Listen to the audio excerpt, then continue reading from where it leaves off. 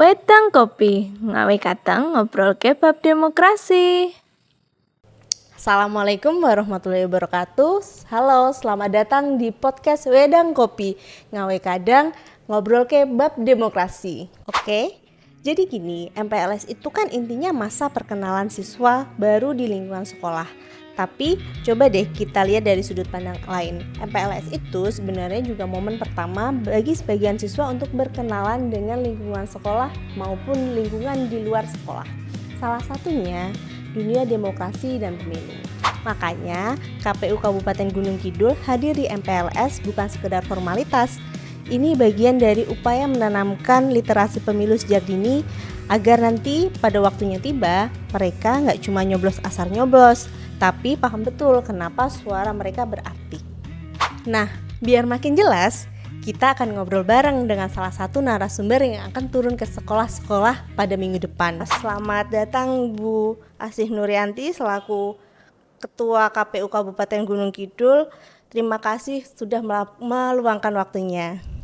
Sama-sama, seneng bisa di sini kita ngobrol bareng soal MPLS.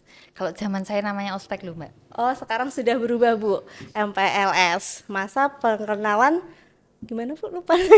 Masa perkenalan Lingkungan sekolah. Langsung saja ya Bu. Minggu depan itu Bapak Ibu bakal hadir di beberapa sekolah di sesi MPLS. Kira-kira materi apa saja yang akan disampaikan kepada siswa-siswi yang melakukan MPLS Ibu?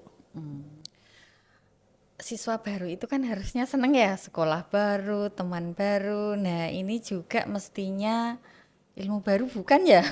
Ilmu ilmu baru gitu. Dan kalau untuk KPU Komisi Pemilihan Umum, berarti kalau kita ke sekolah itu mesti ngomongin soal yang bau-bau pemilu, bau-bau pilkada seperti itu dengan teman-teman baru.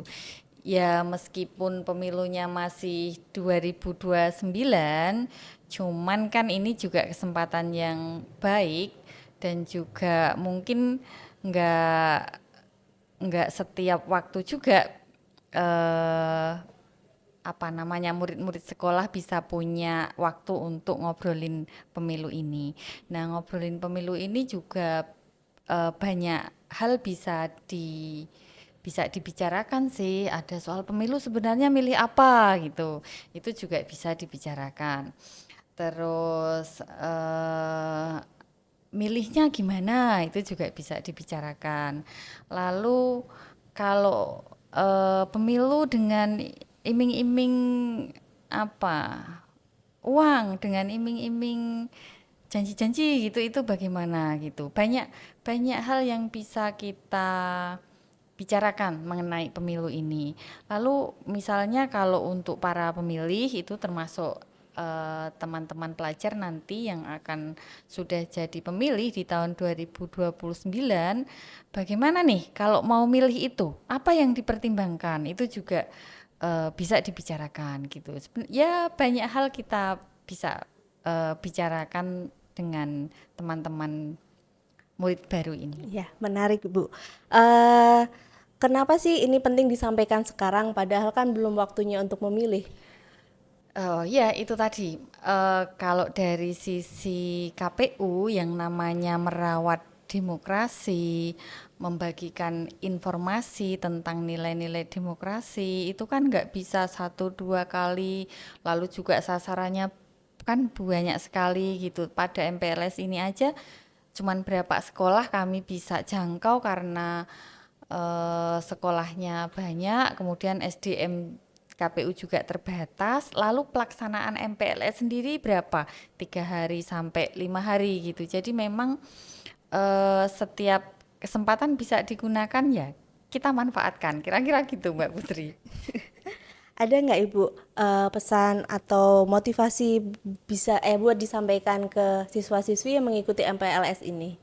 Oh, ada sih. Jadi sudah naik level gitu kan. Tadinya SMP ke SMA, tadinya SD ke SMP gitu sudah naik level gitu. Artinya dunia semakin terbuka, lingkungan semakin meluas, jangkauan jarak semakin jauh gitu, sehingga apapun itu informasi, kejarlah, ketahuilah, sehingga teman-teman ini dari banyak bidang punya informasi, lalu di masa depan bisa dipakai untuk memilih.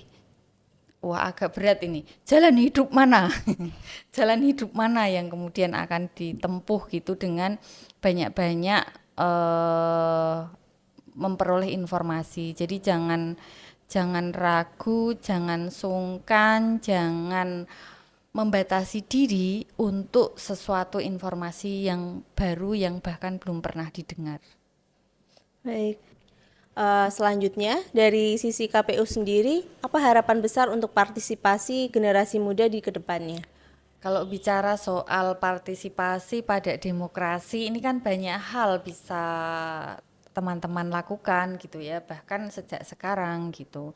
Misalnya sekarang ada narasumber ke sekolah-sekolah, maka bisa berpartisipasi dengan aktif dan memperhatikan informasi-informasi, itu sudah partisipasi. Nanti kalau adik-adik ini sudah berusia 17 tahun dan pengen terlibat langsung di dalam penyelenggaraan pemilu, itu juga sudah bisa gitu ya. Teman-teman bisa jadi penyelenggara pemilu di tingkat TPS, di tingkat desa, di tingkat kecamatan, itu bisa gitu. Lalu kemudian kalau misalnya tahapan sedang berlangsung, itu juga teman-teman bisa bantu untuk menyebarluaskan informasi misalnya. Lalu sejak sekarang pun teman-teman juga bisa apa ya, memperhatikan nih sebenarnya Komisi Pemilihan Umum itu lagi ngapain ya sekarang, itu juga bisa gitu, karena untuk menyelenggarakan pemilu 2029 itu bahkan persiapannya juga sudah dimulai sekarang loh ya. Ini kita sudah diskusi sana sini soal penyiapan anggaran gitu, dan nanti tentu saja pada hari pemungutan suara nanti kalau sudah punya hak pilih ya silahkan datang ke TPS untuk nyoblos gitu. Itu nggak lama kok,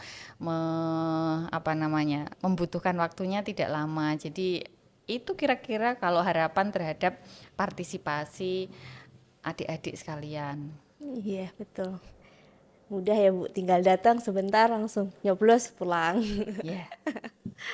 Eh, Sebelum dilanjut, saya mau kasih info tambahan. Ini penting banget khususnya buat Bapak Ibu, guru atau panitia sekolah yang mungkin dengerin di episode ini. Jadi ternyata ke depannya kalau sekolah mau mengundang KPU sebagai narasumber, baik itu untuk sosialisasi pemula, maaf maksud saya untuk sosialisasi pemilih pemula, pelantikan OSIS atau kegiatan lain, sekarang prosesnya jauh lebih gampang. Nggak perlu lagi kirim surat manual atau harus datang ke kantor. Sekarang kalau sekolah mau mengundang KPU untuk jadi narasumber di kegiatan lain, prosesnya bagaimana ya Bu? Oh ya, KPU ini punya inovasi itu ya, namanya Yanlik Online, layanan publik publik online. Layanan publik online. Online. Ini kok jadi belepotan. Nah, ini bisa diakses di websitenya KPU Kabupaten Gunung Kidul. Lalu kemudian di sana itu ada layanan yang semua pihak itu bisa memanfaatkan itu.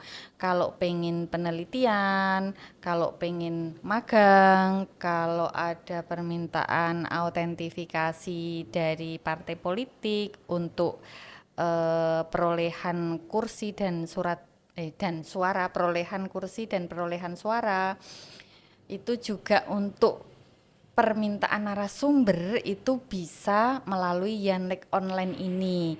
Jadi kalau jaraknya jauh gitu tinggal unggah softfile dari surat permohonannya di sana disertai dengan ada ada form yang sudah bisa diisi. Kami butuh nomor HP misalnya untuk komunikasi lebih lanjut gitu. Jadi ini bisa lewat Yanlik online KPU Iya. Kabupaten Gunung Kidul. Yanlik ini bisa diakses di mana Ibu? Bisa diakses di websitenya KPU Kabupaten Gunung Kidul. Betul.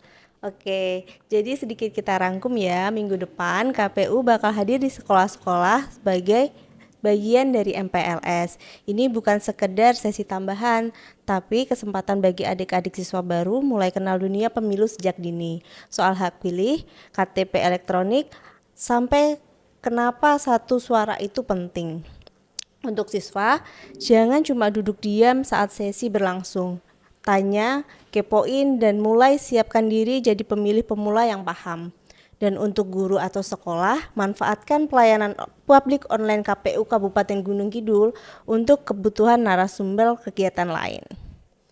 Sekian dari saya, sampai jumpa di episode berikutnya, yang mana rencananya bakal jadi cerita di balik layar setelah sesi MPLS-nya benar-benar berlangsung. Jadi jangan lupa pantengin terus ya. Sampai jumpa. Ya.